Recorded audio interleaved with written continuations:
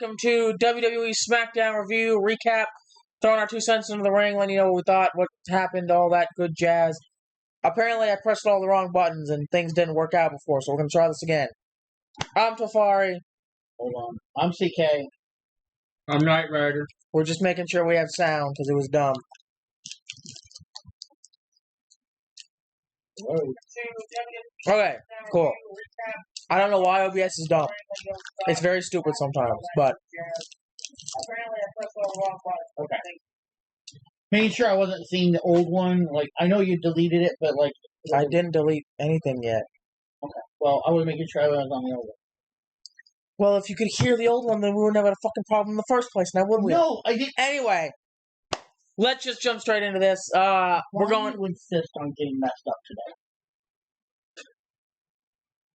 You want to play Rock'em Sock'em Robot? I don't care if you're in karate. I don't care if you're in boxing. I don't care. I'm not in karate. I'm in boxing. You know what I'm talking about. I don't care if you're Wukong Clan Dudo Da. I'm still a bigger guy, and I'm gonna just sit on you. That's not quite how that works. It is exactly. You're not Po from Kung Fu Panda. Oh yeah. No, you're not. I'm the living Po. No. Yeah. Or is it living food? It might be food. Anyway. Ignore me. I'm a special. We normally do. Yeah. So jumping straight into this. You're not going to drink the juice? I did. Oh. There was a little left. Anyway. I got my big ass glasses on today. Because I'm feeling extra blind today. Starting off our first match of the night on Evolve, we have Aegis and Nofi. I know, it's beautiful. We have Aegis and Nofi versus Dante Chen. I was actually surprised with this because it being Dante Chen's first match, I figured they're going to let him win or not. You don't have him win, yeah. But that's not really a thing on Evolve. We've noticed. Yeah, just because it's your first match doesn't mean you're automatically going to win. Exactly. But it was not pretty like good. WWE. Yeah. Not going to just hand you a title shot. But this is a good back and forth. I feel like they both showed off their in-ring ability. Like I was impressed with both of them. It wasn't the greatest match of all time or anything, but it was a quality match. But you know what? Again, I'm not a fan of Zegras. I don't know why. You're not meant to be. I don't want to see him get punched in the face. I don't want to go away. Fair enough, I guess. I just want to go away. It's if you ever use our video buffering, yes. Are we on the right? We're on the. This laptop has never been on anything else. I don't know. We'll deal with it. Hopefully, it's not too choppy that it's on. What's the word I'm looking for? Unlegible, unwatchable. Yeah. That's the word I was looking for. Like that one time when you did chain together. That was terrible. That thing was like.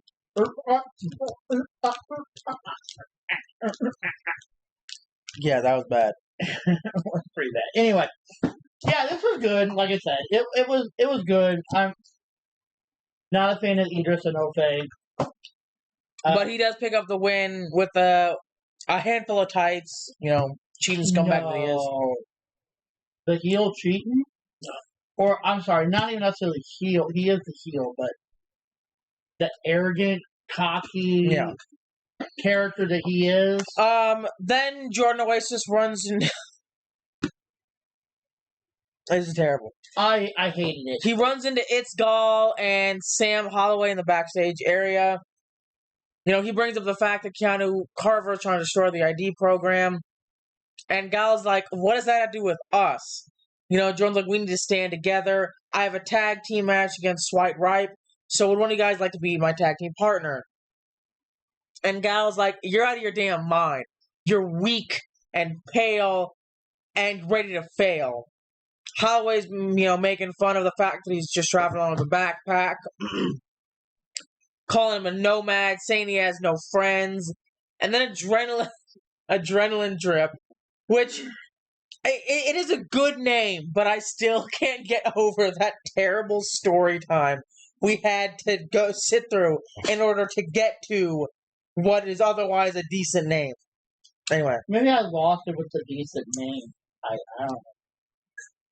What? It was a decent name to that horrible story. Anyway, go on. Adrenaline drip comes up. They join the conversation. Cappuccino Jones says that Jordan has done a lot to earn his keep and evolve, unlike It's Guile and Holloway.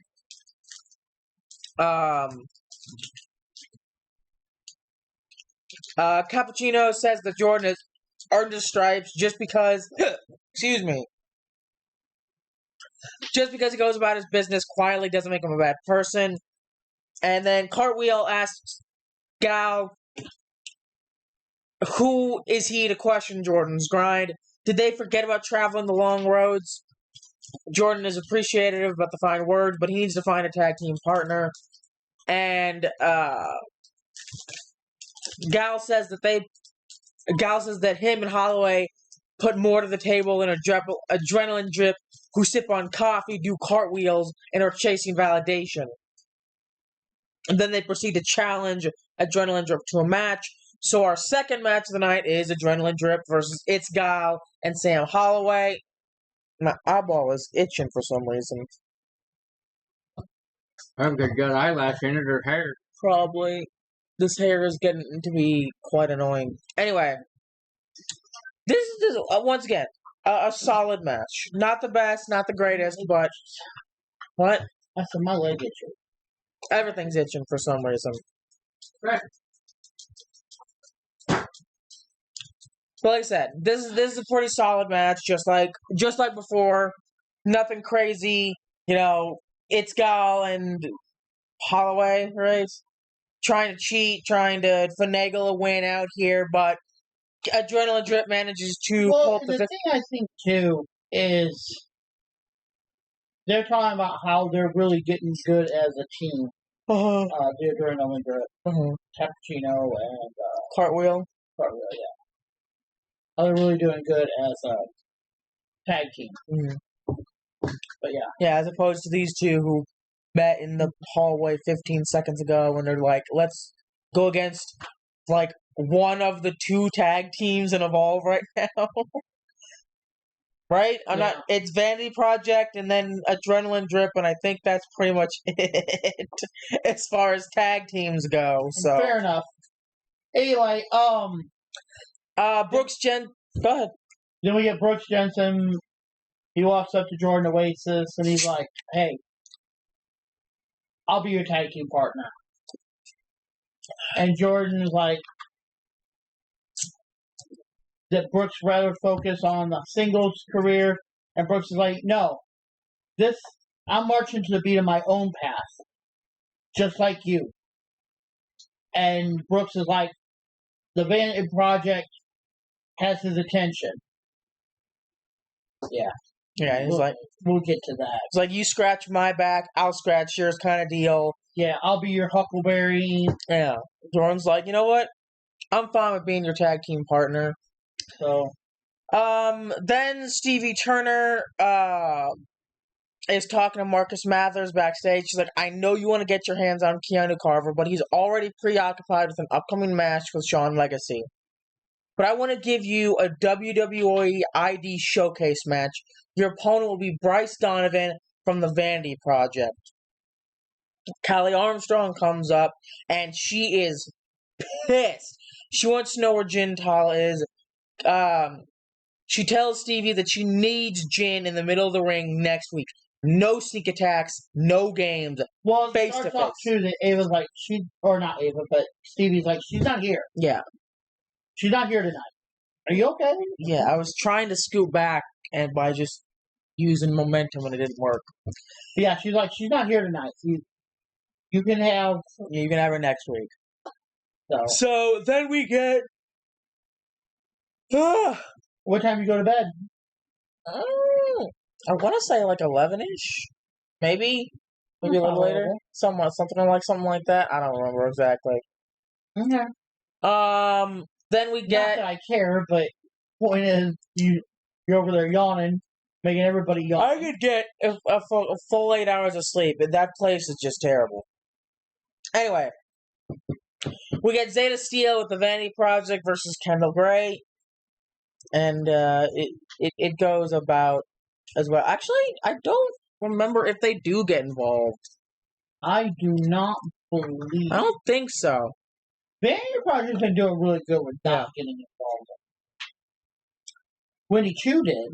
Oh, that's right. I was like, I know there was involvement somewhere here. But it didn't cost her the match. No, because, like I said, all of these matches have been solid so far. Not nothing groundbreaking, nothing show-stopping, but solid matches. And that might sound bad, you always want to be the showstopper, the show stealer. But 99.99999% of the time, you're not going to be. You just need to have a good quality match. And all of these have been that so far. So, and you know what? Evolve does have. They might not be the. How to say this to not sound bad? They might not always be the showstopper, but yeah, but they're always good matches. Yeah, they're always quality. They're always up to snuff. Like, I don't think we've had a single bad match on Evolve. We might have had okay at best. I don't think we've had the matches where you're like, oh, this is just awful. AKA all of matches at WrestleMania. Yeah. I'm not, okay, maybe not all of them, but 99% of them. Anyway. And I know we keep going back to that, but it was just so bad. But yes. Wendy Chu comes out to the ring and she's actually under the ring, if I remember right. Well, I know that she comes up like beside the ring apron to distract Kendall Gray. And that allows Zeta Steel to try to steal a roll-up, but she only gets a 2 count. And then Gray connects with a modified crucifix roll-up to pick up the victory. And after the match, Gray is looking around for Wendy Chu, but she's vanished into thin air. Probably gone under the ring. Yeah, she was under the ring, probably going when the camera couldn't see her. Yeah. Like that way, Kendall was like, "Oh, there she is," but instead she's like, "Yeah." He's like, "That's what I'd be doing." Yeah. Then Gray tells Chu Martinez, because Wendy comes up and he's like, "So what's your problem with Wendy Chu?" And she's like, "I'll be honest, I don't have one. But if she has a problem with me, then we can handle it in the ring." So that's probably going to be another match for next week, I would assume. We're pretty close, but yeah. Yeah, either next week. Then we get the Chantal Monroe vignette, which I don't get it. I get it, but I don't get it. Like, I don't think there's anything to get. The reflection of perfection, blah blah blah. Her whole. I feel like it's overused. The whole thing. Maybe that me because I've grown up watching. That's just heels in a nutshell. But anyway, then we get. This says Shawn Legacy promo? Yeah. I thought they both did the. Was this, or am I thinking of something different? No, because he has this together. No, he has a promo, like a pre-recorded promo. Yeah, and he says, Keanu Carver, you want to destroy the WWE ID program. You took out Timothy Thatcher, someone that I look up to, someone that has paved the way for someone like me, independent talent with the ambition to go to and make it in the WWE. I mean, what's so bad about the ID program, Keanu? You said it's because it cost you from becoming the first. Excuse me. You say it's because it cost you from becoming the first ever Evolve champion. No. I say it makes your path to the top of Evolve much more difficult. Now look, I get it. I understand. You've been grinding on the gridiron. I've never heard that before. That's why my brain was like, yee. Anyway. You've been grinding on the gridiron, but I've been grinding in the ring long before you put on those pads. So how about this? You want to destroy the ID program? Next week, the unstoppable monster, Keanu Carver, tries to destroy Super Sean Legacy. And we already know we're getting that at next week. You want now, Theodore? Come on. Not you. Welcome. Glad you're here. Not you, Red Rat. Thank you for closing the door. Oh, Have a nice come day. here. So yeah, then we go to our fourth and final match, our main event. Swipe Right of the Vanity Project. Baby. Versus Jordan Oasis and Brooks Jensen. That wasn't our final, was it? This is the main event. I thought we got the other. No. Okay, yeah, it is. I thought it was. And you know what? I'll be honest. Jordan Oasis and what the fuck was his name? Brooks Jensen. I'm just gonna Have say we this. seen this guy before? I feel like I recognize the name. We might have seen it like once or twice. I'm not sure. I feel like I recognize the name. Oh my god, what the fuck? Anyway. A little hot. It's amazing how you can go away for 5 seconds and come back and look dumber than what you look like when you left. Shut the fuck up. You know what? Get a popsicle and stick it down his back. What? What? Where? Oh. I don't know what to do about that. Apologies for the buffering. I don't know what the issue is. The internet. I mean, probably the internet, but yeah.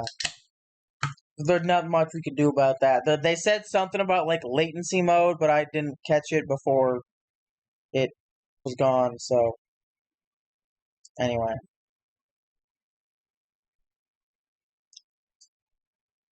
Yeah. Anyway, what were we talking about? I forget. Right. Vanity Project versus Jordan Oasis and Brad Brayler. I was genuinely surprised with how good this was. Because, it's Jordan Oasis and Brad Brayler's first time in the ring. Obviously, they've done stuff at the Performance Center and whatnot.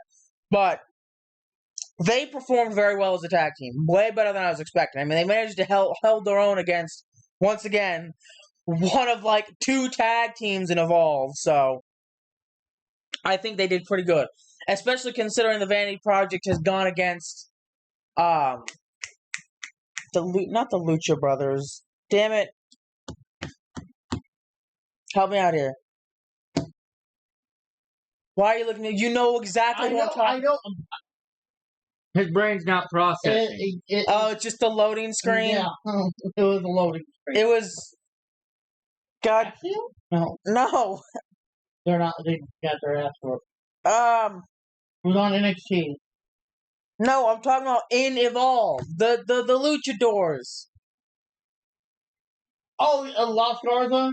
No! Dragon Lee and the other one, LWO. Oh, LW. Yeah, what I just said. Or not. You said... Right. You're right. I was thinking the other. Yeah, sure, buddy. I saw the faces, like, I got the name. Sure, buddy, whatever you say. Anyway, I got it. Brad Baylor and Jordan Oasis did very well, but not well enough. Well, considering that Jensen turned his back on Oasis. Yeah. Jackson. Middle of the match, end of the match. Yeah. Jackson Drake is out there causing distraction. And Jensen's like, I got my eye on that instead. Mm-hmm. Yeah. Wait. What? I'm confused. It's towards the end.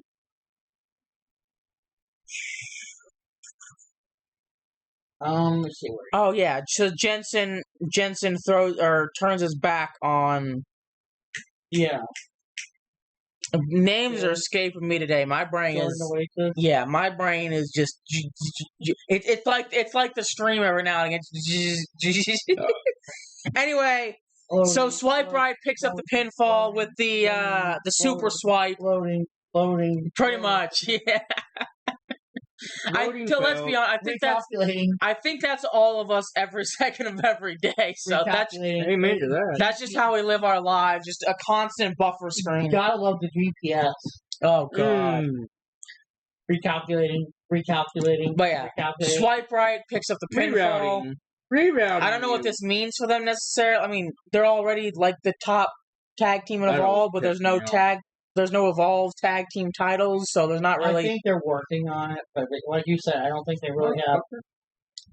Okay, and that is it for Evolve. Yeah, so we go on to SmackDown. SmackDown, which I knew was coming. I think everybody knew was coming. Yeah, we have a 10-bell salute for Hulk Hogan, as well as a video package narrated by Triple H. And you know what? I'm gonna say this, and they had flown a lot of old school wrestlers in there. Notice. Like there was some like DiBiase and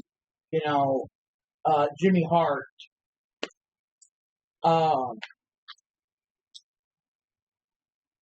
Charlotte Flair is one, and I'm gonna tell you what. I don't think there was a dry eye up on that stage. I agree. Charlotte, you could tell, had genuinely either had just stopped crying or was just getting ready to cry. Yeah. Yep. Or she was crying. It was like that. Mm-hmm. You could tell her eyes were like bloodshot. Yeah. She was... But I don't know if I brought it up yesterday, if I brought it up, or if I just talked to you guys about it. I think we brought it up. I don't think I played it. But Flair talking about how, in the video, in everything we saw, they were always at opposites. Yeah. They were always the good guy, bad guy. But behind the scenes, they were the best of friends. Yeah. And, when everybody thought Flair was going to die, Hogan was the first one. He made sure Charlotte was okay. He always made sure Charlotte was good, whatever. He's always been there. Yeah. And I think that's what hurt Charlotte the most, is because he was like a second dad to her. Oh. But anyway, yeah, so, I mean, they did really good with it. And they're saying the first hour was commercial free. I don't know if I really remember. I don't know if I remember a lot of commercials, but I don't usually pay attention to the commercials. Exactly, so I don't either. I think they might have did a lot of not commercial talking. Yeah. To where they're just kind of time filler talking. Probably. Yep. But anyway, so they did that.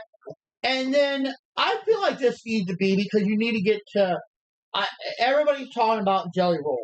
Yes, I'll be honest. And his promo was honestly pretty solid. I'll give him that. So we'll start off with the shit stain of a human being. There's Logan Paul, and Jelly Roll basically called him that. Yeah, he comes out there and says, "Hey, Cleveland, It's good to be home. What's up with the switch up? Y'all was just chanting, 'Thank you, Logan.' No, thank you, Logan. I heard you. That was 5 minutes ago. Y'all forgot." Yes, sir. Hey, you're welcome, by the way. Thank you, Hogan. Not Logan, but of course, his dumb ass hears what he wants to. Hey, you're welcome, by the way. Let's get one thing straight. Yes, this city raised me, but this city did not make me. In fact, I made this city.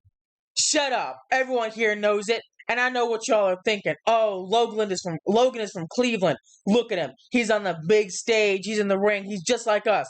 False. You and I have nothing in common. No, seriously, listen. I made it out. You didn't. But hey. Excuse me. That's how he says. Shut up.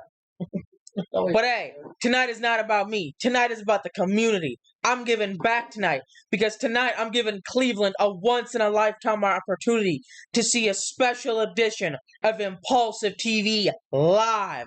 Yeah, that's right. I'm bringing out the human donut hole who made a mockery of our business on Jimmy Kimmel Live. I'm going to show that Kentucky Fried Convict what a real host looks like. I'm going to show him what a real inspiration to their hometown looks like. Because Jelly Roll, I got news for you. And then Jelly Roll comes out. He's like, hold on. Stop the music. Stop the music. You don't have to play that song for Logan Paul to know who his daddy is. Did I hear you say the word inspiration? You think you're an inspiration? And I know you love this part. This is probably one of your absolute favorite parts. You think you're an inspiration? The only thing you ever inspired is little asshole kids to film themselves being assholes. Absolutely. And you know what? I'm sick of you talking about Cleveland. Like, people from Cleveland actually like you. Logan, I'm more Cleveland than you are. Jelly Roll. I think you're confused, brother. I know you can't read. This says Impulsive TV, okay? This is my show. So shut your mouth and show me some respect. I want to make one thing crystal clear, Jelly Roll. I brought you out here to let you know that you're getting in the ring with two of WWE's finest. Do you understand that? You're getting in the ring with Logan Paul, the Moment Maker, and the Scottish Warrior, a 6'7", 300-pound giant who I get to tag in. And Randy Orton gets to tag in you? Jelly. Other than a couple of cheap shots you got on me, buddy, you got nothing on me. So the hell do you think you are? Who do I think I am? I think I'm the guy that's fixing to put you in a body bag and ship you back to Westlake. Please, I'd love to see it on live TV too. I don't give a damn. I want to see his head in the pavement and them scraping him off so they can. That doesn't even deserve a body bag. Putting him in a fucking composter.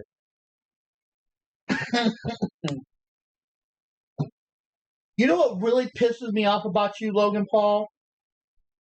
You ain't ever struggled in your life. You've been a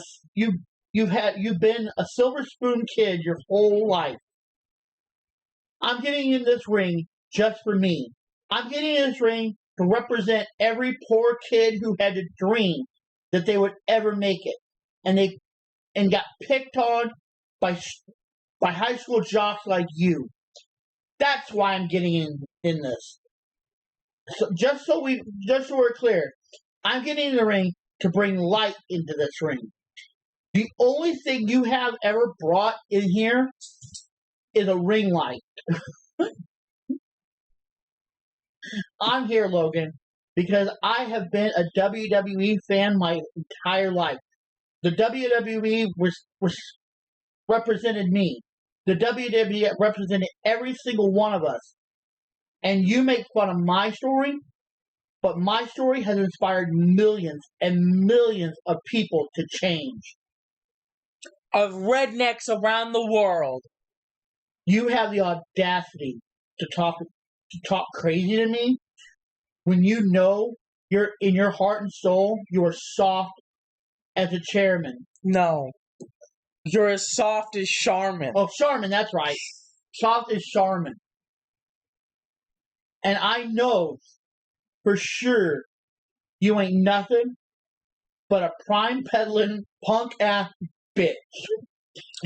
Go ahead, make your comment. He's just right. He's just right. Then Drew McIntyre walks into the ring. And Jelly Roll goes, I want you to know you have made a really big mistake if you think I came here alone. Tonight, boys, I hear my voices in my head. They counsel me. They understand. They talk to me. And right as he says that, Orton's music hit. Yeah, and he comes out to the ring, and they're beating the hell out of each other. He grabs the microphone. He doesn't even say anything. He just... Yep. And they start beating the hell out of each other. McIntyre rakes Orton's eyes. He attacks Jelly Roll from behind. And Paul takes the opportunity, because he's getting his ass whooped, until Drew McIntyre comes up, of course. He starts beating the shit out of Jelly Roll, pounding ground in the middle of the ring. And McIntyre is laughing about it. Then Orton pulls McIntyre out of the ring. He whips him into the ringside barricade, and he's stomping McIntyre's chest into the pavement. And Jelly is unloading left jabs. He whips Paul across the ring. He gets an elbow in, and then he hits him with a shoulder tackle. But Paul kicks him in the gut, and, his famous good old right hand, that titanium punch of his, which, look, I'm going to say this right now. I feel like that's bullshit. Because as far as I understand, he has like a titanium rod in his arm, right? Something like that. I don't think that makes your fist any fucking harder, but I could be wrong. It could be in his hand. I don't fucking know. I think it's in his hand. Not sure. We really can't tell you. I don't pay attention enough to care. Exactly. Right. So I'm going to assume it's in his hand, but even then, I think it's probably... Anyway, whatever. But he avoids the titanium hand, and then Jelly hits him with the black hole slam to close out the segment. Him and Randy are up in the ring, celebrating and hooting, hollering, whatever. And then we get the Ray Phoenix and Andrade. Yeah, their first ever promo together. Like what? A month in? I know very well who Ray Phoenix is. El Animal. I know who Andrade is. La Sombra. We have defended our culture. La Raza. La Lucha Libre. And we are money. In the tag team division, any move is intentional. We're on a different level. It's only a matter of a time until that goal is around our waists. We are the standard. Andrade and Ray Phoenix, we are money. I still don't get it.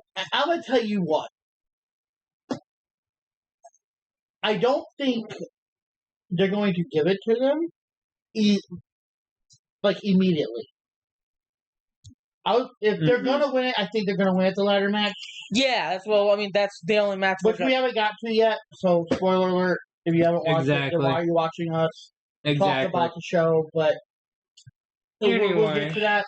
Anyway, they have a match later tonight for the tag titles.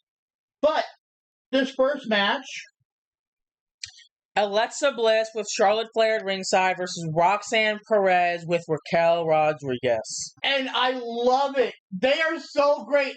They need to keep them together. Yes, they do. Because Charlotte, I got some videos, I don't know if you saw them, of Charlotte like backstage. She's like, do the thing. And Charlotte's just standing there. And Alexa's she's got her phone out. She's like, do it. And Charlotte's just standing. Turn off the microphone on that, but it's all right. And she's like, do it. Trust. So, like, because Charlotte comes out there dressed as the cheerleader for this week, and she does a great job too. Honestly, I love them. I absolutely adore them together. I know that they're gonna split them up eventually down the line. But I hope they wait a while. But I don't want them to end. I really, really don't. Like, if we're being honest, I think they're great together. Don't let this end. I think they're phenomenal. But they go down there. The match starts. It's going as you'd expect, and of course, Raquel Rodriguez tries to step up to get involved. And Charlotte doesn't take none of that. She gets up right in her face and is like, yeah, do something about it. Do something about it. And Raquel backs off because, doesn't want to get disqualified, yada, yada, yada. And then at one point during the match, Raquel is once again trying to get involved. So Charlotte comes around, grabs her, and just tosses her into the timekeeper's area. And then later on, right as the match is ending, Raquel comes in, she attacks Charlotte, and she's about to hit her with a power bomb on the floor outside. Alexa is up, getting ready to deliver Twisted Bliss. Charlotte manages to duck out of the way. Bliss jumps outside, takes out Raquel, gets back into the ring. which allows. Hold on. At this point, we need to make something clear. Yeah. They don't think she broke her nose, but she was bleeding out of her nose. Yeah. Alexa, Miss Bliss. Yes, she got popped pretty good. Yeah. So when she fell on the ground, I'm not saying Raquel did it on purpose, but she didn't. It could have been Alexa, but she didn't. They didn't go right. Yeah, they didn't twist right. Yeah. She was bleeding, and she popped her head or popped her face. So, but her nose was bleeding. She had blood on her. Yeah. Blah, blah, blah, But Perez gets back into the ring. Miss Bliss gets back into the ring. Where too many R's. There's too many R's. There's too many R's. Roxanne manages to score a roll-up pinfall. She's saying shameless about it too. Not only does she have a handful of tights, but she grabs the fucking ring apron as well. She no shame about it. Gets the 3 count, moves on, and so now they're saying they're 1-1, and the defining match will be at SummerSlam for the titles. I want to see Charlotte and Miss Bliss win. I do too. You know what? I see them getting it for real. I would love to see, especially if she does the Twisted Bliss. Here's the thing. We need to take into account they don't matter at all. And I say this because this isn't their story. This is the Judgment Day's story. That's my point. Is this the point in their story in which they lose the titles, or is it going to take longer? Nope. I want them to lose it to Charlotte and Bliss. I see it happening. Because they just got the titles, everything is just now starting to go well, and we still have at least 5 more months before Liv gets back. But I think it maybe should it be the beginning of it to where they're struggling to get them back. Here's the thing: are they struggling to get them back? Because again, you know what? I want them to have the titles when Liv gets back. Yeah. I'm not saying I don't want Alexa and Charlotte to win. I'm just saying from a story's perspective. The story's perspective.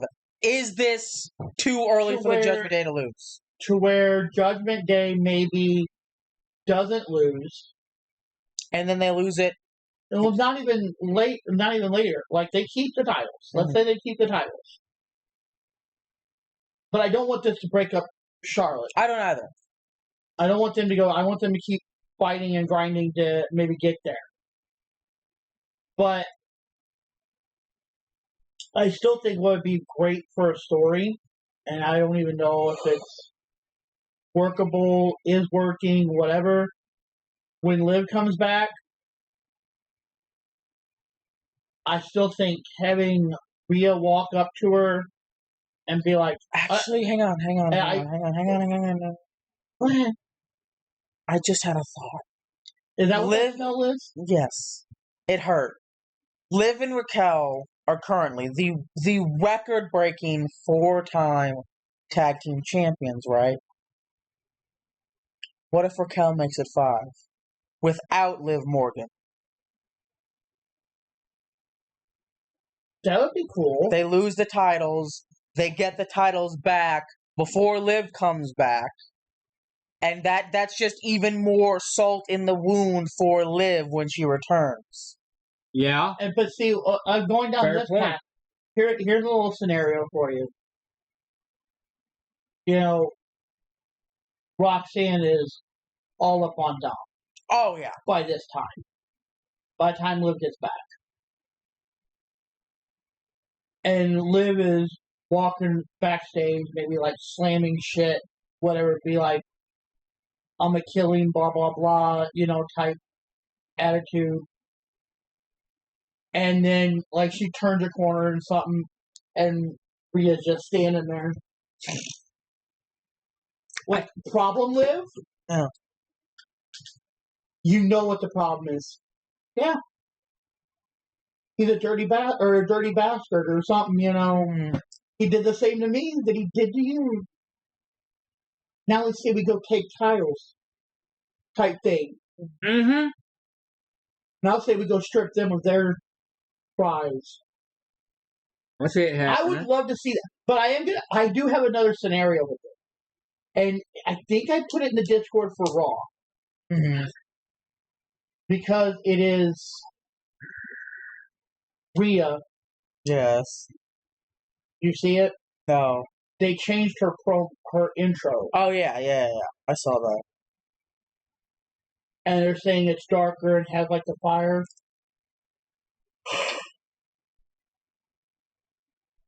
I'm wondering if they're not putting her where I think they need to put her, but I don't want her to be a tag team with her. Stephanie. Her intro is a lot like Stephanie's intro. Kind of like this dark flaming. I doubt it. I highly doubt they're making. A great team. They got her with wings. I don't think they're making them tag team partners. They're both too good of singles competitors to be a tag team, if that makes sense. But I think Rhea and Liv would be good together. As yeah. Just a redemption. Yeah, just like a what's the word? Short term. Salt in the wound of Judgment Day. A short term tag team alliance. Yeah. Allies of convenience. Yeah, allies of convenience. But anyway, moving forward, we get the second match, and this. What are you? No, we have a backstage interview with Jade Cargill first. Oh yeah, that's right. Because that's actually what started jump forward. And she's like, "How are you feeling about the biggest match of your career at SummerSlam?" Jade says that she fought through something that was supposed to take her out, but here she is as your queen of the ring. Next week at SummerSlam, I plan to show the entire world why I'm a natural-born champion. And then Jade walks away, and then Chelsea Green comes up with a Secret Service. And Chelsea's like, girls, get me some coffee and secure the perimeter. I've got this. Yeah. So she comes in the conversation. She says, I was screwed out of the Queen of the Ring tournament. I should be the one facing Tiffany Stratton at SummerSlam, not that crown-stealing Cargill. I wish they had exactly what she says, because she says some absolutely absurd shit that I can't remember off the top of my head. But she calls her like a crown-stealing Cargill or something like that. Yeah, it was off the wall. I could probably look it up. And then Jade, if she finally looks... The thing is, who's interviewing her, Kathy Kelly, is like... Yeah, and because Jade is standing right behind her. And Chelsea's like, she's standing behind me, isn't she?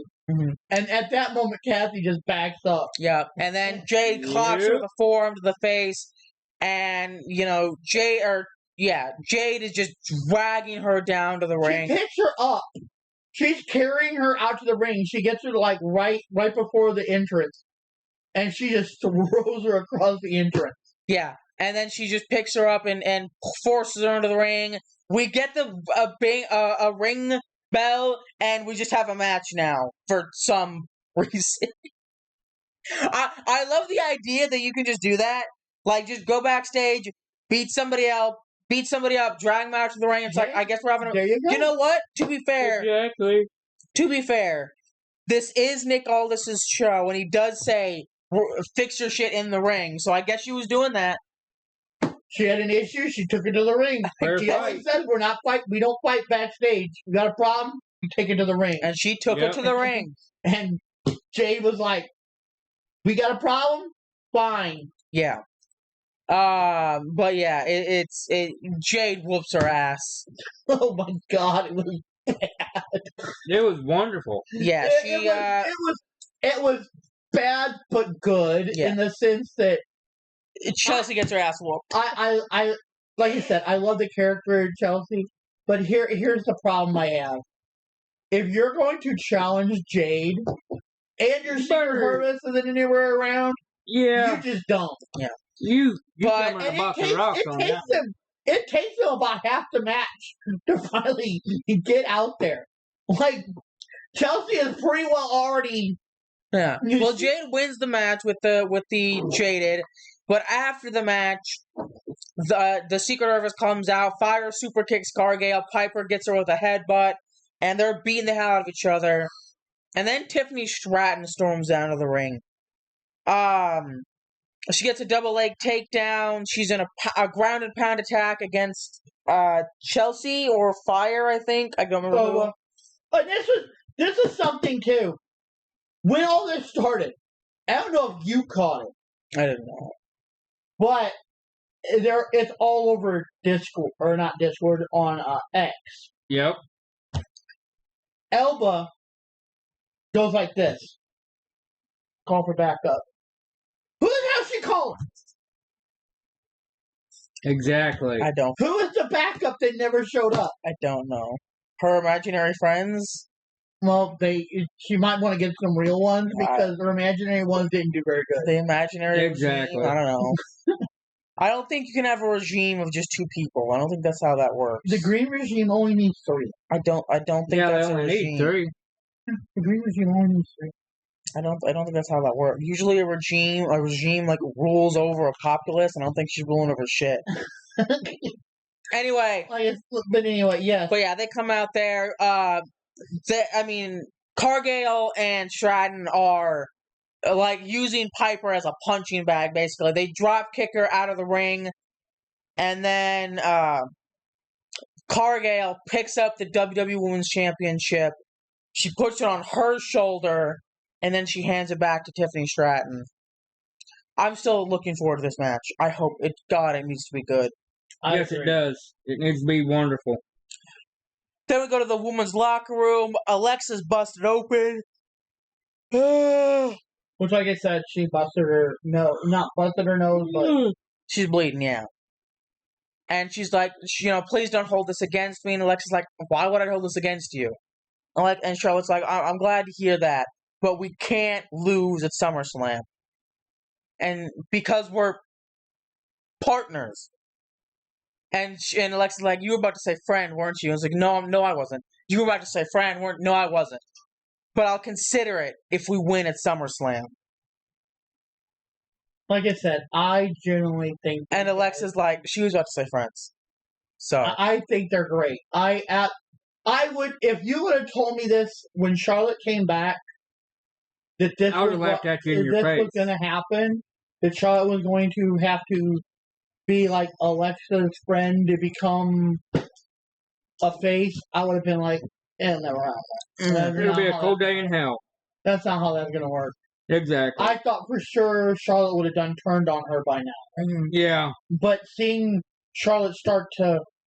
Like I said, I think if anyone turns on anyone, it's going to be Miss Bliss turning on Charlotte in the end. To push her fully. The rest of the way over the mountain. Yeah. Well, I'm not even going to say the rest of the way over the mountain. I feel like she's going to have just reached the peak of the mountain, and then Alexa's going to go and cement her up there, basically. Like the final... What's the word? Nail in the coffin. Yeah, the final nail in the coffin, essentially, to make her that baby face. Then we get a Cody Rhodes segment. He comes out to the ring. He says, yesterday, WWE and pro wrestling lost one of its giants in Hulk Hogan. And I know emotions and feeling regarding it are complicated, but what is not complicated is his accomplishments. Oh. Okay. I'll live. But what is not complicated is his accomplishments and his contributions to WWE, to sports entertainment, to entertainment as a whole. They are staggering and they are undisputable. So, as someone who gets to stand here and say that I'm a WWE superstar, he was the original. And I just want to take a minute to say thank you, Hulk Hogan. I want to stop there for 1 sec. This is exactly what I think a lot. And there is hate on X. Mm-hmm. And I refuse to even acknowledge it, if that makes sense. Because I understand what he did. We all know what he did. But I think Cody summed it up here. Like, yeah, you're right. You might dislike what he did later. but you can't deny what he did and who he was Exactly. for wrestling as a whole. And I think that's what he's trying to get across. Like, you can hate him because you think he was a racist prick. You can hate him because you think he was just a complete jerk. But at the end of the day, we would not be here. And Wade makes that clear quite a few times during the show. Period. Yeah.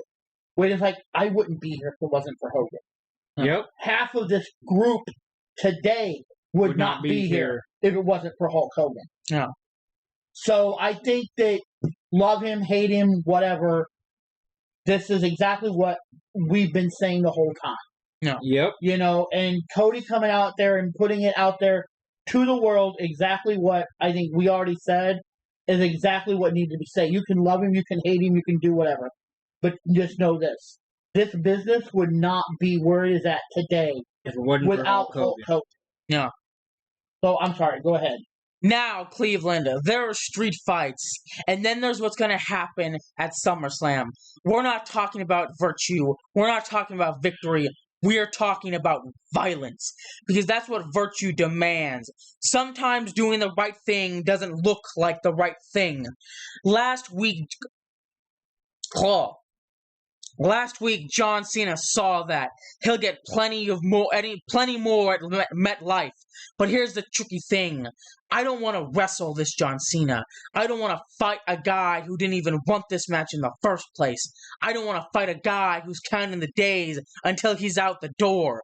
No. At SummerSlam, I want to fight the real John Cena. Because if I'm going to stand here and own it, I need to know that I can go through the very best. And that title that John Cena has, it's the biggest title in our game. It means he is the very best. This is not about nostalgia. This is not about headlines. This is about a once-in-a-generation superstar. Somebody who redefined what it is to be a pro wrestler. So, John Cena, if this is your last SummerSlam, come like it is your first. I want you up there talking the stuff, the cameraman. Talking the stew, the cameraman. I want you wearing the title the right way. I want you to run to the ring. I want all the hustle. I want all the loyalty and the respect. We can beat it out of each other. The reason for wanting this fight with the real John Cena is because I need to know that the story that we all have been part of, it's not just fantasy, it's not just legacy. I need to know that it meant something and that it was real. And the only person who is the real answer to that question is you, John Cena. I'll see you next week. Yeah, again, I think I agree. Yeah. I don't want this John Cena. Not saying Cody can or cannot beat him, but I think Cody's right. If he's going to beat them, we don't need the day counting, title backward wearing, No, we need John Cena. The hustle, loyalty, respect, the ones that the crowd hates and loves at the same time. Exactly. Because here's the thing. It's great. If you actually pay attention, it's not a mixed crowd. The whole crowd is chanting. Both, yeah. Yeah. It's just become like John Cena's thing. Yeah. Let's go Cena, Cena sucks. Yeah. Let's go Cena, Cena sucks. Yeah. Then Jacob Fatu. With this, I don't know what crack. We'll get to it. We'll get to it in just a second. Oh, Fatu comes on. He says, "Solo, let's get right to the point. I loved you, but you made it like this. You tried to get me framed. You tried to send me to jail when I told my family. You and everyone else that I am never going back.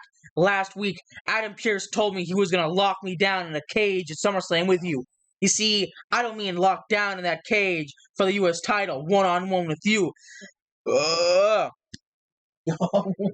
What the? Because at the end of the day, I'm about to dog walk your ass. You know what I mean?" And then the stupidest thing happens ever. The Miz walks up to Jacob and he smacks him. He says Fatu was responsible for taking him out of action for 6 weeks. He's had a lot of time to reflect about his career, and he's taken out legends. He's taken out monsters. He's taken out bigger game here, and Fatu is just a pawn. And Miz is like, I'm the main character. I've had a conversation with Nick Aldis, and we're going to have a match. And you found the wrong guy on the wrong day in the wrong city because Cleveland is my hometown. And then he slaps Fatu. And Fatu is just like, the whole rest of, like, Miz. He's like, come on with it. And Miz walks out to the ring. Jacob. But I mean, just the whole time, Fatu is just like, right after he slaps him, he's like, okay, come on with it. It was like that moment of like, oh, Miz just stepped in a big pile of cow poo. Yeah. Then we have a back and forth promo between Alistair and Priest. I'll let you take Alistair since I know he's your favorite. Yeah, I like Alistair Black. You know what's funny, Damien? You felt like it was necessary to stick your nose in my business. And a debt I wanted to collect is now inherited by you. So, Alistair, you think I owe you a debt? You remind me of this collect I used to know in the streets. You know, the type he would collect when he was what he was owed, then take a little extra for himself. Well, I step in for one of my boys like I did with Truth, and he didn't like that too much. And when I gave him my best shot, he never collected from anybody ever again. You see, a lot of people think that you are cut, that you and I are cut from the same cloth. The truth is that you fight to prove who you are, whereas I fight to prove who you are. I ain't nothing like you. All you see in me is everything you want to be. I will unmake you. I will tear down the walls you build up to hold the truth. And when there's nothing left, for the first time, Priest, you will see yourself, and I promise you will not like it. Next week, I ain't hiding who I am. I am the bad guy. And when I show up to my backyard, I ain't coming to play peacemaker. I'm bringing these hands, and I'm going to punish you. And then we get the third match, which is the Jacob. Before we get to that, Okay, I'm very excited about this fight at SummerSlam. We're not getting it SummerSlam All right, isn't it? Is it next week? Friday, which people are bitching. Yeah. Mm-hmm. I mean, yeah, we'll get to it on this. Yeah. Anyway. And then this turns into a shit show. Oh, of course it does. I don't know why nobody expected anything different.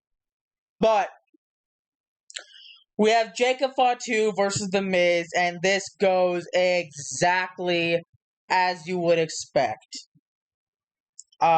Miz gets his ass whooped. Until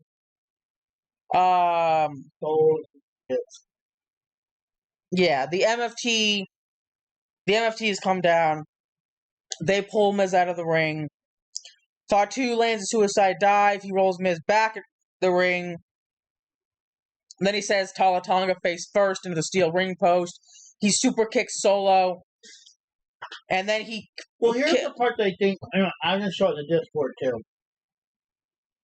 And when he throws Fatu out of the ring, or Fatu gets out of the ring, Miz and Solo both do the... Yeah, Yeah, and it's like, really? Mm-hmm. Like, talk about throwing gasoline on the fire. Yeah, no kidding. But then he hits the pop-up Samoan drop to pick up the victory. But all the MFTs after the match start ganging up on Fatu. Jimmy comes out with a steel chair. He hits Jason Mateo in the face with it. He super kicks Tonga Loa. Hold on a sec. He hits Jason Mateo in the face with it, and Mateo falls. And this is the part that you've watched this man catch people out of thin air, and now a chair takes him out, and he's out for like the rest of the fight. Yeah. And a single super kick takes out Tonga Loa for the entire fight.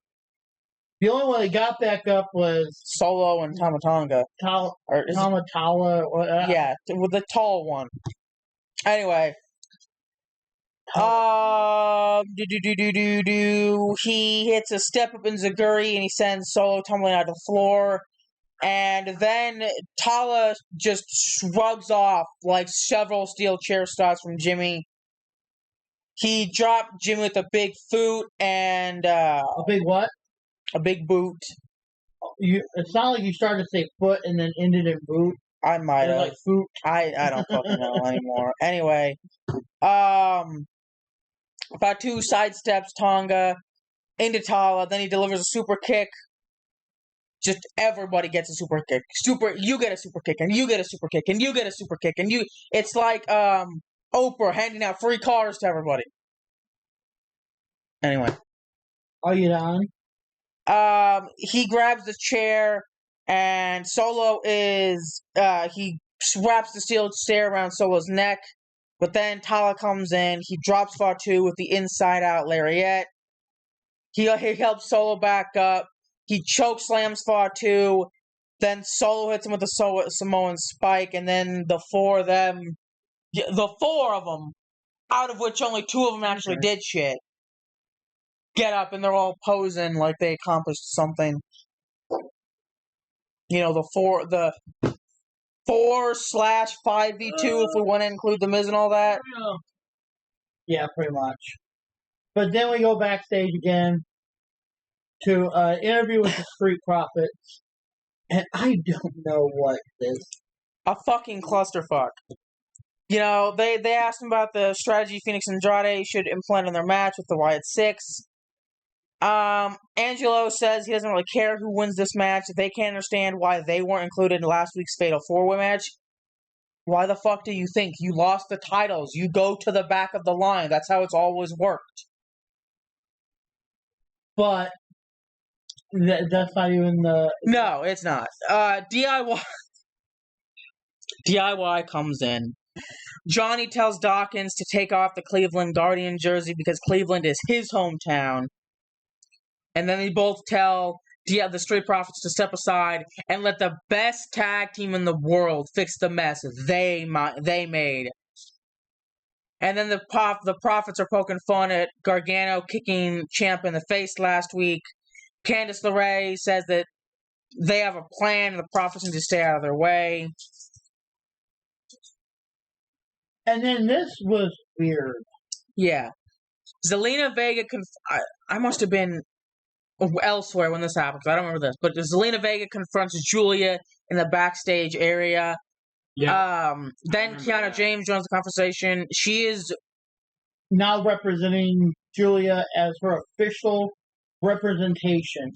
Yeah. And if Zelina wants to talk to Julia, she'll go through proper channels. And Zelina's like, okay, clipboard Karen, get the fuck out of my face. I'm here to talk about my rematch. And Karen's like, I'm one step ahead of you because I already had a conversation with Nick Aldis. You'll get your rematch next week. And once Julia defeats you, you'll become another footnote in her portfolio. And Julia steps up and she's like, I like the fire in your eyes. And Zelina says that you'll see me next week. So, you know, only a month and a half after she won the title, does she get a rematch? We're going to get into all this later. We're not going to talk about this right now. Go to the next match. Yeah, anyway. We get the main event, and I'm not even going to go over it because it ends in a shit show. No, it does not end in a... Well, it ends in a shit show, but it technically ends in a disqualification. One of the greatest moments we're going to get. Does it? Yes. I don't remember. That's where we get the ladder match and shit. I know what I'm saying. Yes. But it ends in a complete shit show. Like you would think. Like, I'm not... Like every week. Because everybody and their grandma comes rushing down to the ring. Everybody starts beating each other up. Technically... And Nick finally comes down after everybody's hitting everybody and everything's going on. And he's standing on the second rope with a microphone in his hand watching all the chaos that's unfolding. And he's like, I've had enough of this. It's obvious to me that everybody watching that you are hell-bent on destroying each other over those tag team titles. And since you didn't get it out of your system the first time around, here's what's going to happen. At SummerSlam, those tag team titles are going high above the ring, and it will be tables, ladders, and chairs for the WWE Tag Team Championships. No. And everybody, I guess? Everybody. Every single person that was out there. Every tag team. That's going to be a fucking monstrosity. And it's a TLC match. Yep. So let's see. Just to clarify. We already know who's going to win it. We have the current champions, the Wyatt Six, which is actually like 5 people. So there'll be no disqualifications. Then you have DIY, so 7. The Street Profits, 9. Los Garza. No, they had the AAA titles. But you have Fraxium, so that's 11. Yeah.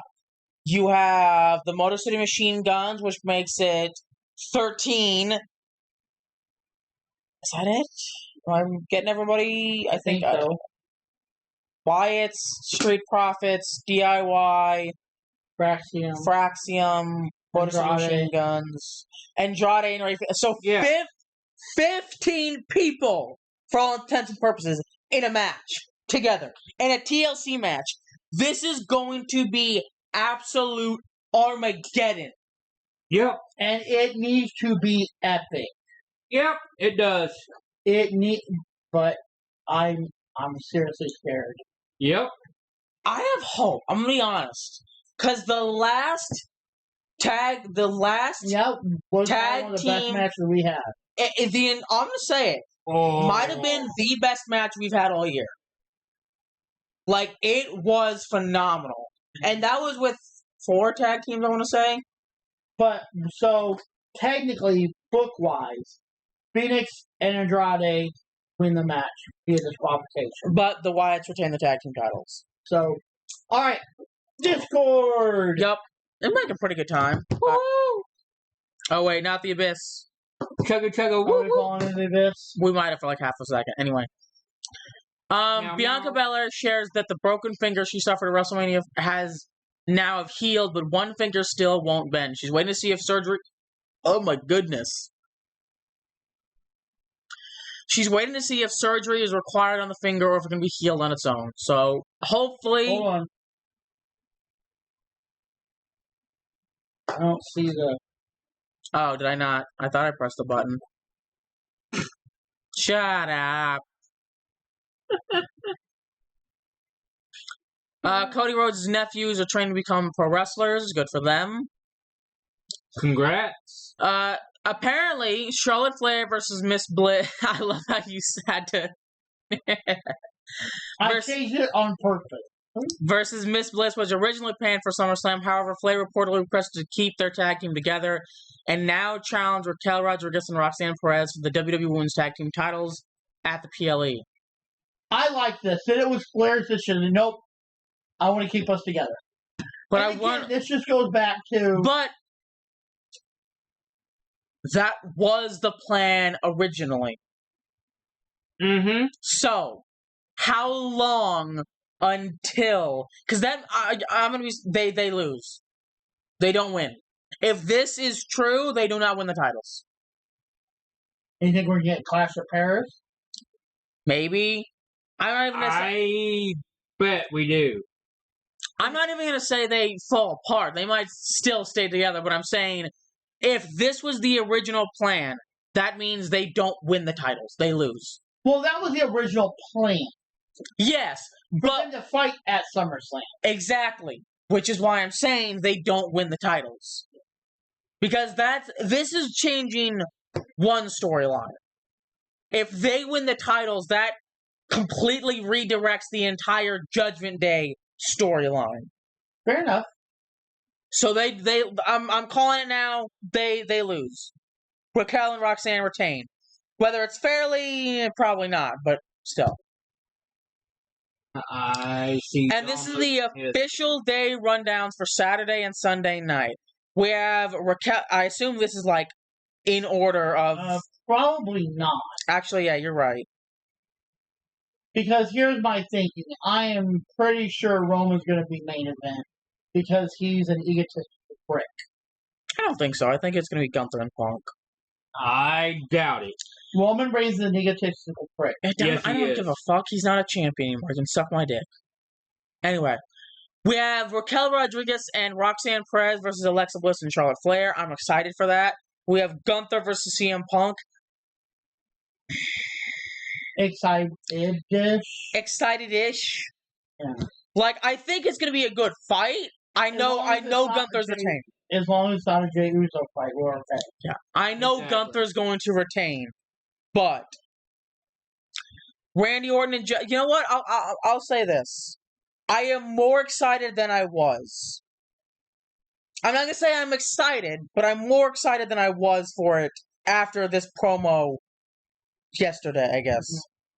So, Randy Orton and Jelly Roll versus Drew McIntyre, Logan Paul. Literally just a pissing contest. There are zero stakes on the line.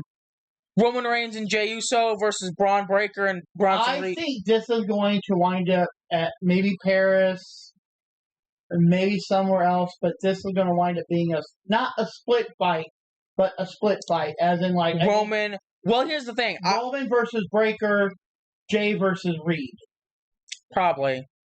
But I'm also curious if they're going to save that for later. Because I know I don't know if it was before or later in the post, but I know there are several people saying that WWE wants them as like a WrestleMania main event, which would be awesome. I would love to see Roman Breaker be a main event. Yeah. At Mania. I would too. That would be. I granted, it is me talking out my butt, okay? But I would pay the money to get front row seats if I had them to go see that as a main event. Oh, yeah. Assuming it was halfway decent. But I'm saying as on paper. Yeah. On paper. As on paper, I would probably pay for that match alone if it was a main event. Yeah. We have Tiffany Stratton versus Jade Cargill once again. I'm very excited. Not sure. Again, I want Jade to win. Don't get me wrong. But if Tiffany wins, it needs to be clear cut. Exactly. Yes, I agree. I absolutely agree. Clear cut fight. Tiffany does not need straight down the middle. When I say distractions, I don't necessarily mean distractions, but I do. Like, she doesn't need Nia coming out there. She doesn't need. No, we need it just needs to be a fight. It's that simple. No one else getting involved in any way, shape, or form. Just let the two of them. If Tiffany is going to be, which I think she can be, the champion of WWE Women's Division, Raw. No, SmackDown. I think. Yes, SmackDown. Okay. I was trying to think because everybody was on there yesterday. Yeah. Because of the whole Hogan thing, it really messed me up. Then again, they all kind of go where the fuck they want anyway. Anyway, I think if she's going to show her dominance, which I think she can. Yeah. They need to make it clear cut. I agree. There needs to be no question. And then for we have Sami Zayn versus Karrion Kross.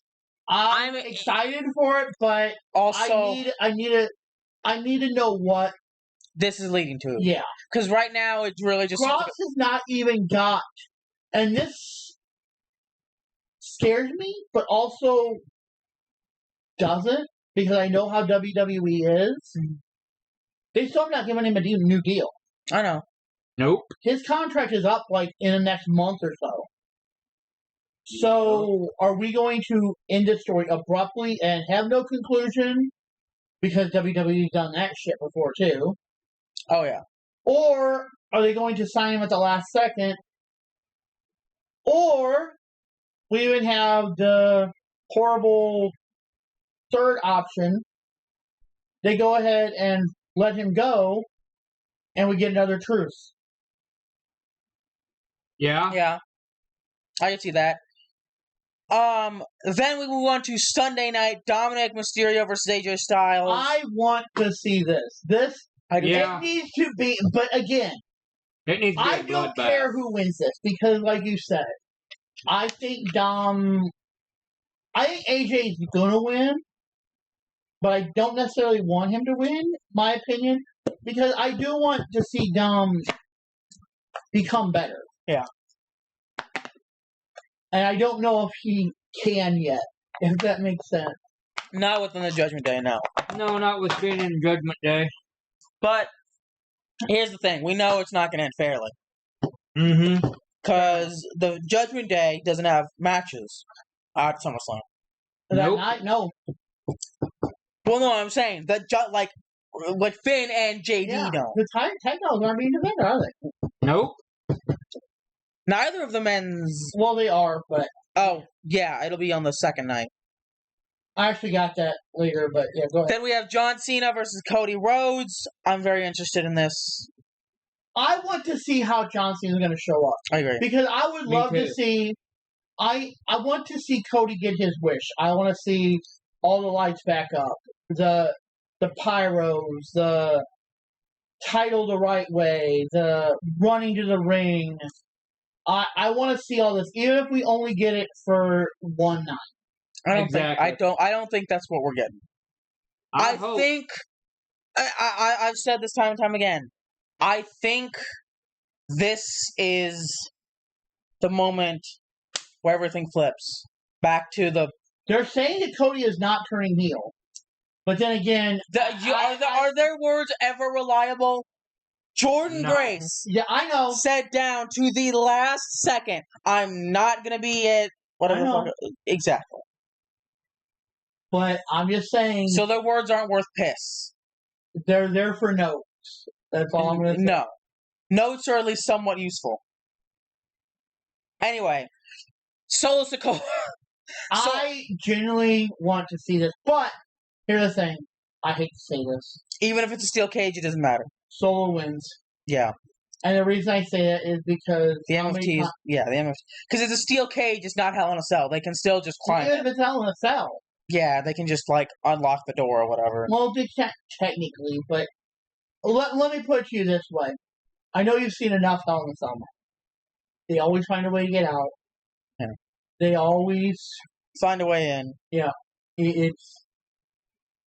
But the next match, I am actually excited about. Becky Lynch versus Lyra Valkyria. But Yes. I think there's going to be interference. I think Bayley's going to put her 2 cents in there, Oh, absolutely. Of course. and I think that that's fair.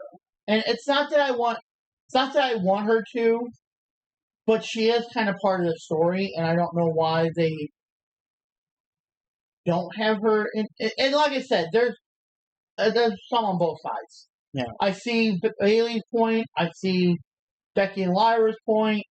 But I do think that Becky and Lyra need one match. And I think this needs to be, I agree, the match to define it. Yeah. Because if Becky wins this, Lyra can never challenge for it again as long as Becky is champion. Which, again, makes me think that Lyra might win. Because then, technically, Lyra would have to reinstate that whole thing with another match. You know, honestly, I'm going to say this, and it might sound bad. And this is simply because I want to get. I'm not saying I'm tired of their rivalry because it's only been going on for what, a month and a half ish. Yeah.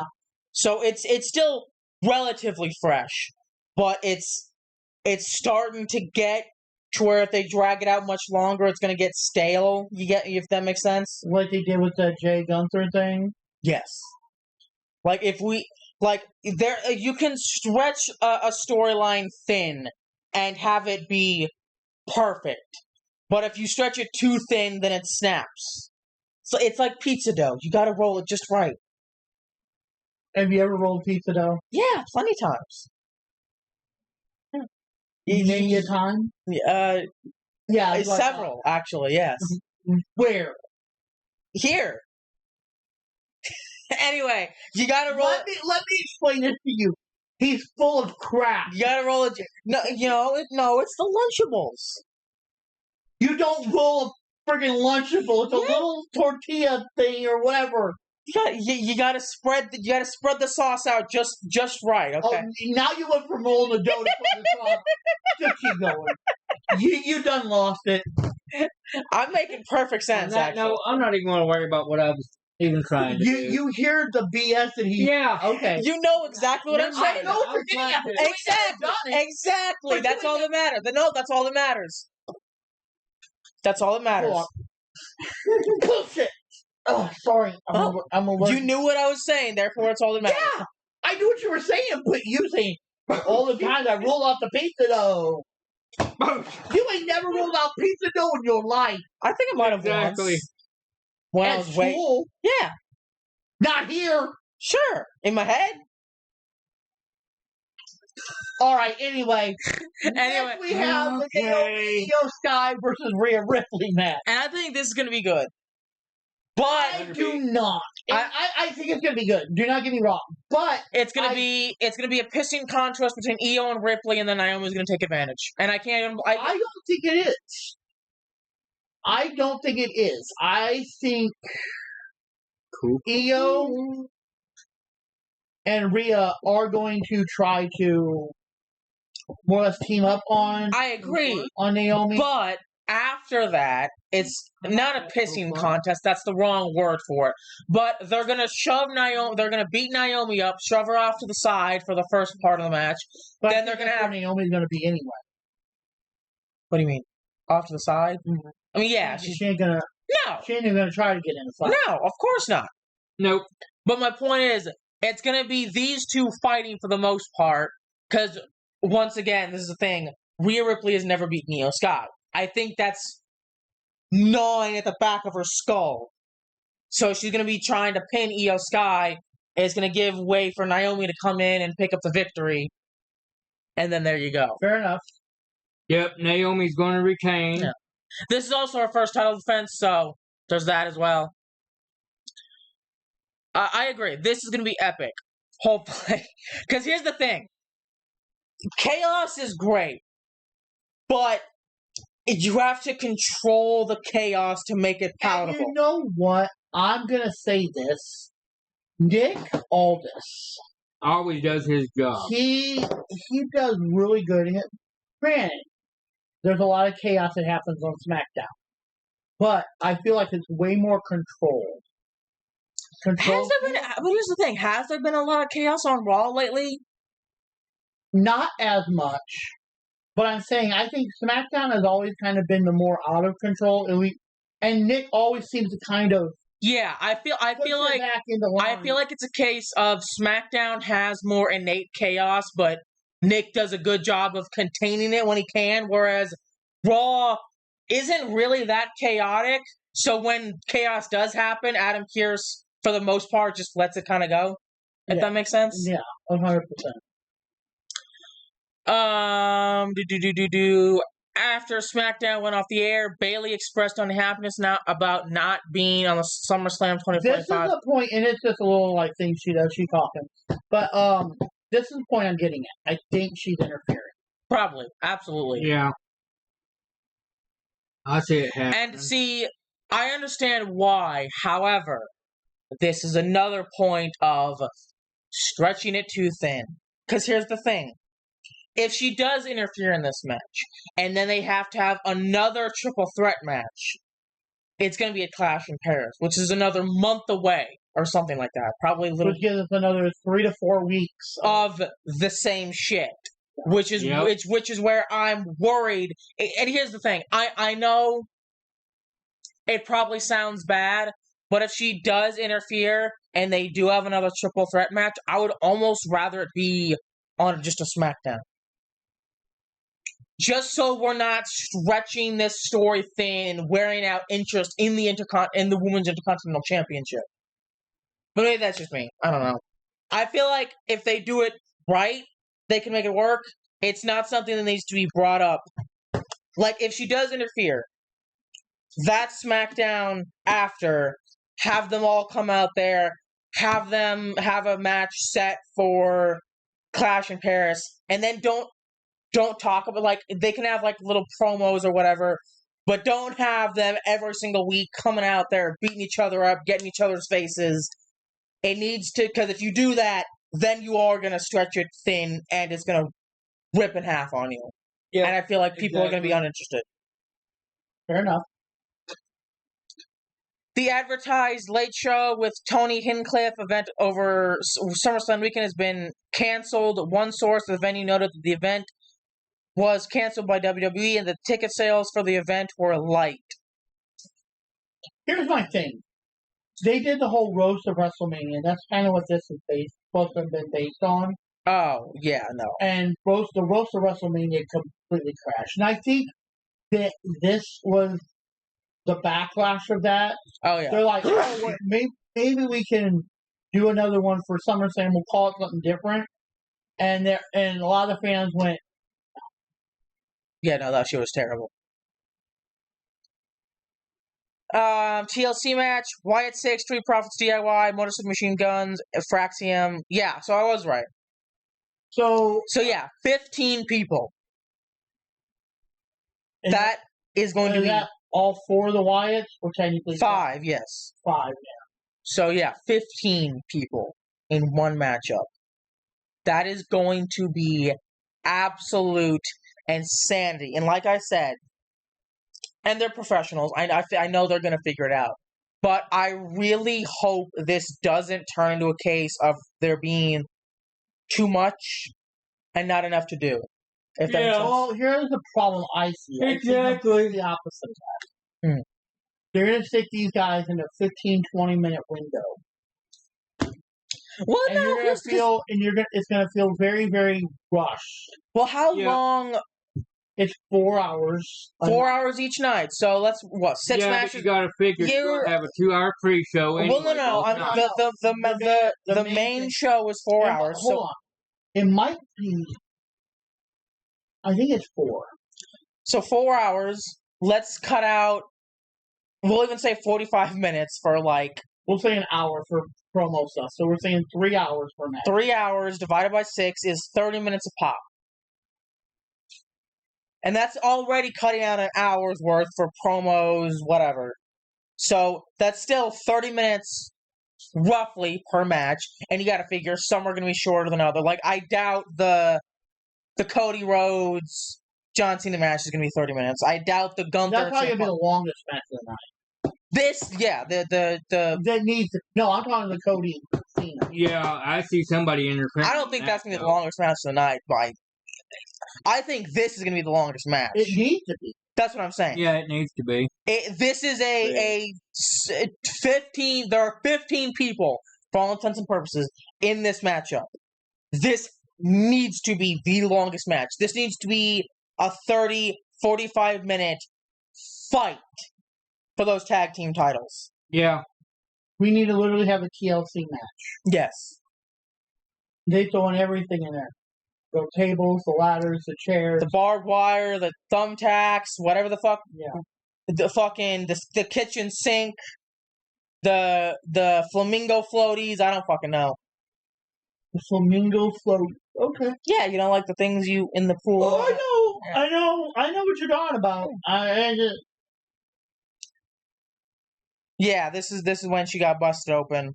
She dropped to the floor, hit her lips. If you can watch it, it's a video, I believe. You can see where she kind of knows. Oh, it opened Firefox. I forgot I have that as the default. But for some reason, Firefox has been really stupid lately, so I went to Google instead. So you're going to have to give us like 10 minutes here while this loads.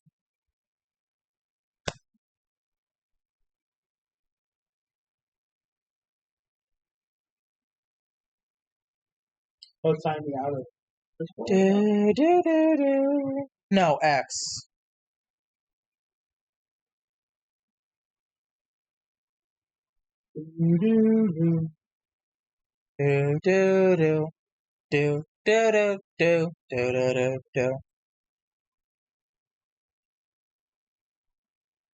Oh, I think she like hit her face on her knee or something.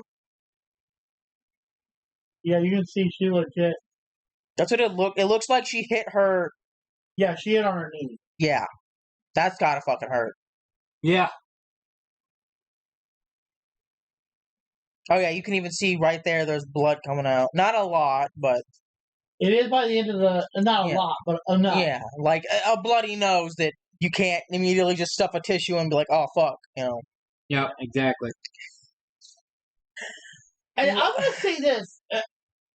This is something a lot of people are talking about, and I didn't even put all this in there. I think I might have put it on later, but I'm not sure. There's a lot of talk that Ludwig might just keep the moniker even when Chad gets back, because people are loving Ludwig as El Grande in Mexico. Yeah. Ludwig, he delivers a promo in Spanish and then sings a Spanish song, and people are loving it. In the exact same area, by the way, just a different reaction. Yeah, this is the same arena she cut her first promo when she came back. Oh, it is? Huh. When the crowd was booing the hell out of her. Interesting. And now they were cheering her. AAA World Tag Team Champions Las Garza throw down an open challenge for any team to challenge them next week on SmackDown. Oh, wait, next week? On SmackDown. That's going to be a fucking shit show. Unless this is a way to get another AAA team. I hope it is. Because, yeah, that wouldn't... I was going to say, that doesn't make any sense. Like, the tag team division on SmackDown is already very fucking full. So, I'm hoping this is a way to get a new AAA tag team over. Damian Priest versus Aleister Black is set for next week, the night before SummerSlam weekend. How did I? The Wyatt Six will make their PLE debut at SummerSlam. The same event The Fiend made his debut. That's still a great mask.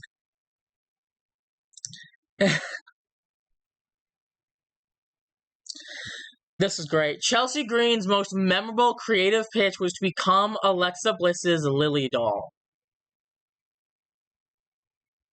Someone has to do it. Someone has to do it. She has to do some wizardry and make this doll come to life and be her tag team partner. Honestly? That would have been cool. It would have been great. I think that would have been awesome. You know what? I don't think Alexa's going to join the Wyatts anytime soon. But if she does... She'll be the Lily. Yeah. Oh, she'd be Lily? Well, then I guess that kind of throws that out the window, huh? That's the story, anyway.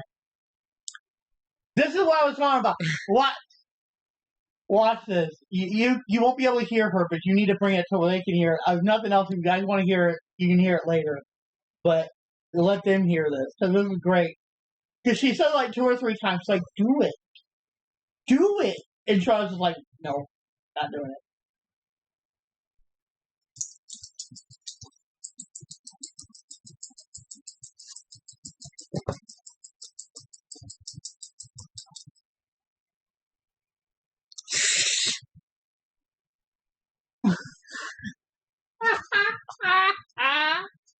Yes. Oh my god.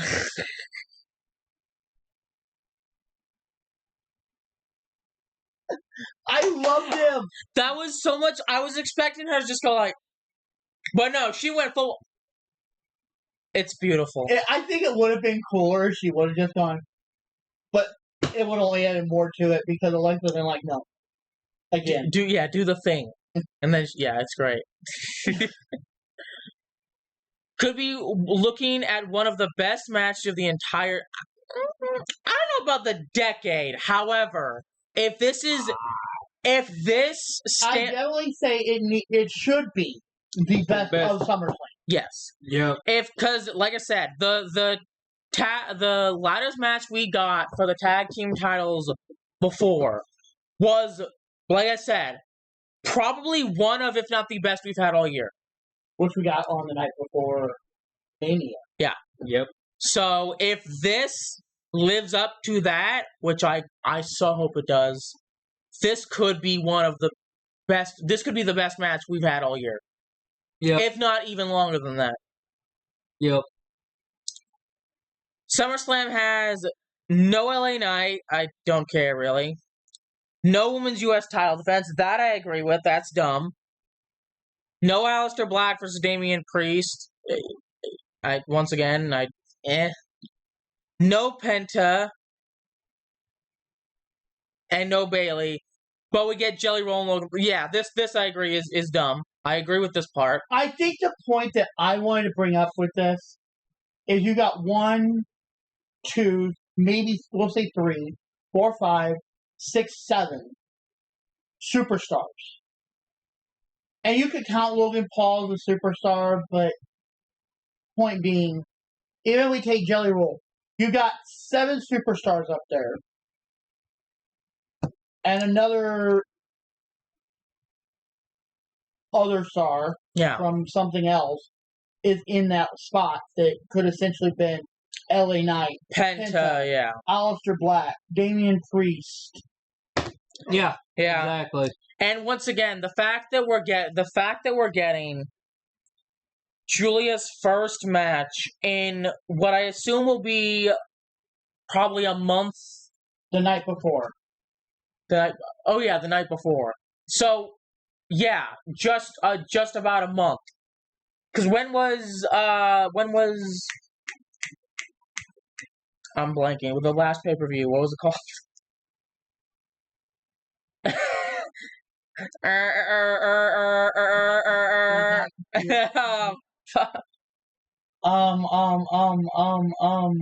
one that shall not be mentioned. Not the world. Damn it. No, it wasn't Rumble. We watch all these, we promise. Our brains are just fizzing out right now. You can see the smoke coming out of our ears. Too bad we can't edit. I know, right? Shit. Hey Google, what was the last WWE pay-per-view? Backward? No. That was what the fuck are you? PLE. That. Hey Google, what was WWE's last PLE in 2025? You dumb mother. Okay, that's not helpful.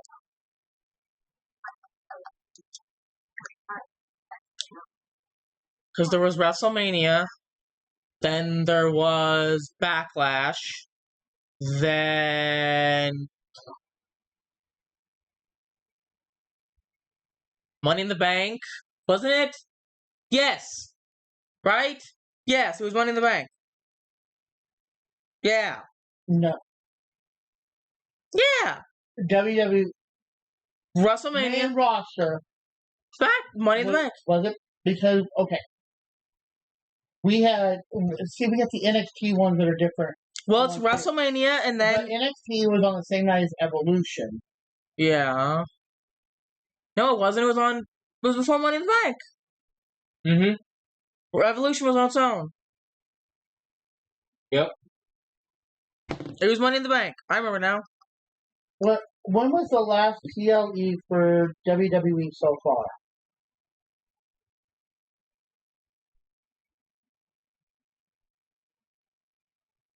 Yeah, it was June 7th. Okay. Wait, hold on. Wait, no. No. Motherfuck!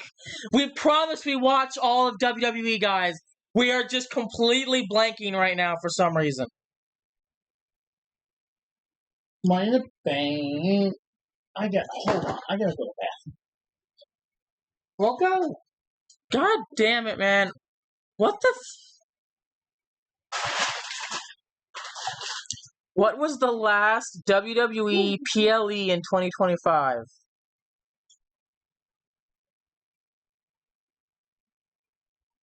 Survive? No, god damn, what? Hold on.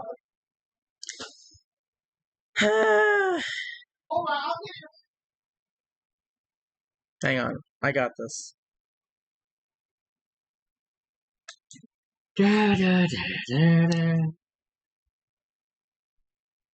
Worlds Collide, Money in the Bank, Night of Champions, the Great American Bash. It was Money in the Bank, and then there was Saturday Night Main Event. I knew it was Money in the Bank. But yeah, Money in the Bank is when Julia defended her title June 7th. So, yes, in fact, it was over a month ago. In fact, by the time we get to SummerSlam, which is August 2nd, it'll have been almost 2 months so August 1st, technically, since that's the Friday before. It'll have been almost 2 months since we've even seen Julia on television. And her first match is going to be a rematch for the championship that she won almost 2 months ago. It's an embarrassment.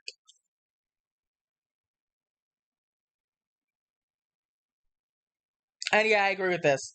The SmackDown Tag Division is, in fact, shitting on the Raw Tag Division. The Raw Tag Division is, in shambles. I mean, we've got the New Day, which used to be good. Now they're just a bunch of bitches. We have the Creed Brothers, which, whatever. Person detected at back door. It was Money in the Bank. Thank you very much. Okay. And then we had Saturday Night Main Event. And Evolution was Sunday? Yes. So June 7th.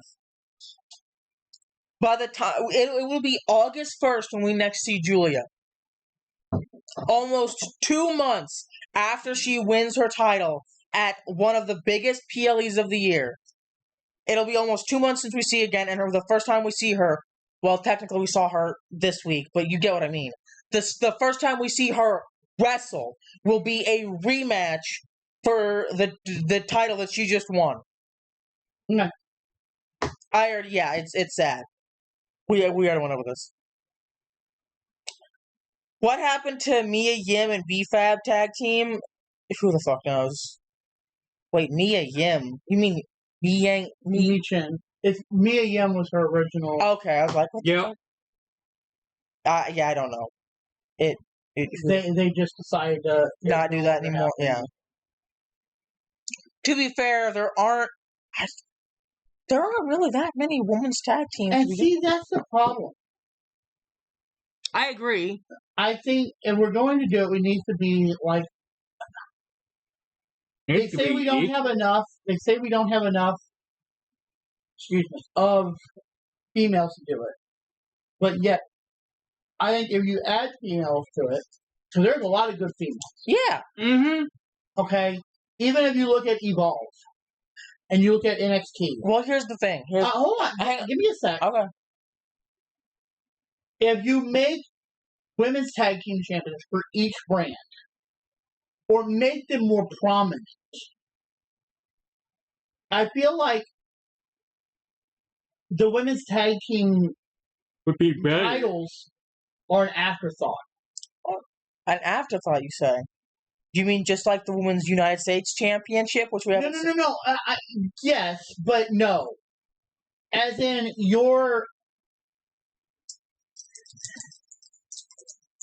they're making teams to go up once or twice, whatever, and then they're just kind of disbanding. And I feel like that's not.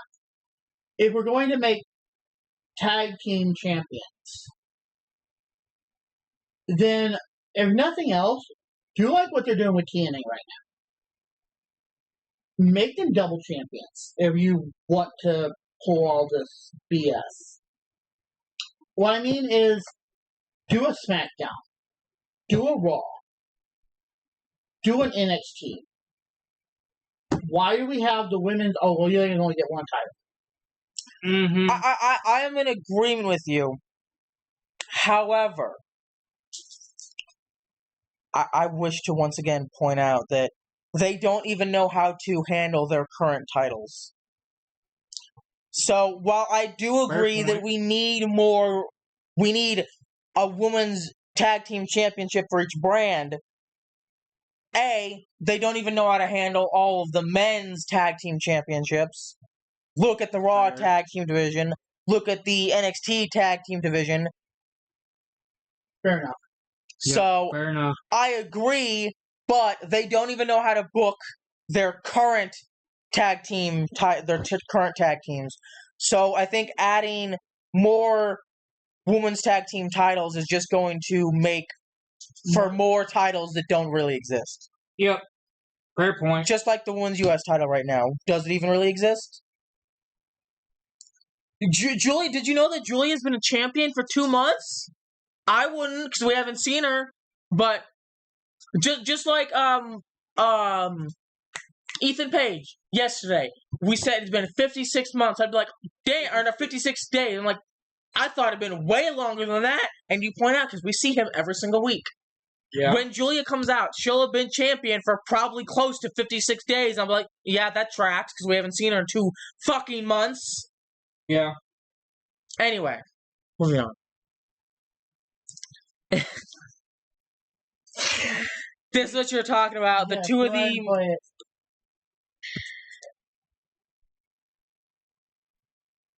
Wow, those for 20 minutes. Yeah. Because Spectrum is great. Yeah. Spectrum, we're the best. We're and the fastest. And Firefox is great too. Spectrum can go fly type.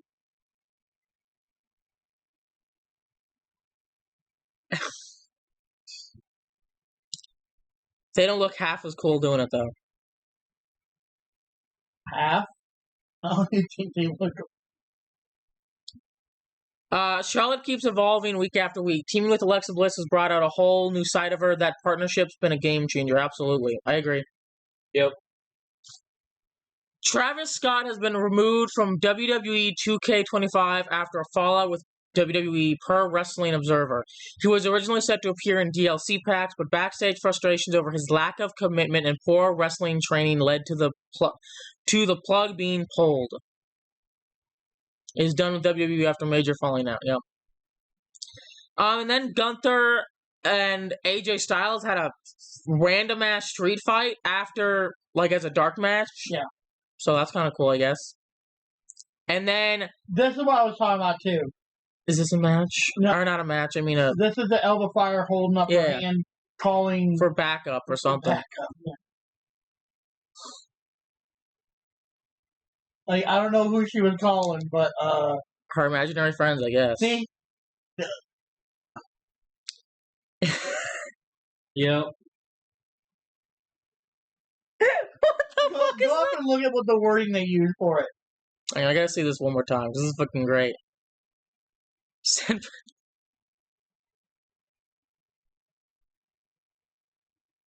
Because why did she call for backup on her invisible walkie-talkie? Oh, they're so fucking goofy. But we love them. Anyway, That's it. I thought that was a nice little touch. Call for backup. Get break backup. What? And backstage replies it going, who's she talking? Who's she talking to? I don't know. I don't think she knows anyway. Anyway, guys, that's about all we got for you. If you made it this far on the stream, go ahead and give us a follow so you can get notified whenever we go live. If you're watching this on YouTube. US on? Yeah, what? Are we on? We should be now.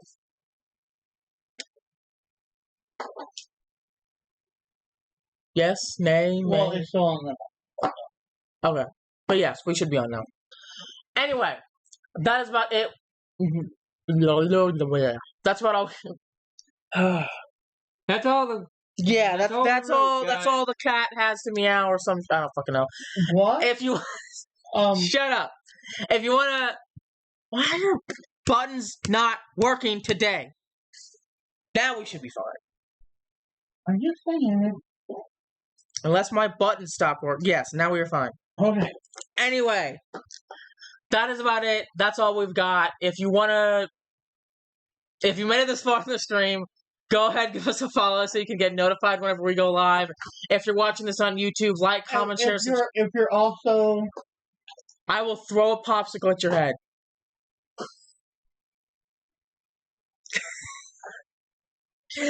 Anyway. If you're watching on YouTube, subscribe and comment and all that good jazz. If you want to chat with us, join our Discord server. If you want to help support us, press that donate button in the About Me section. But that's about it. I'm Tofari. I'm CK. I'm Night Rider. Good night. See ya.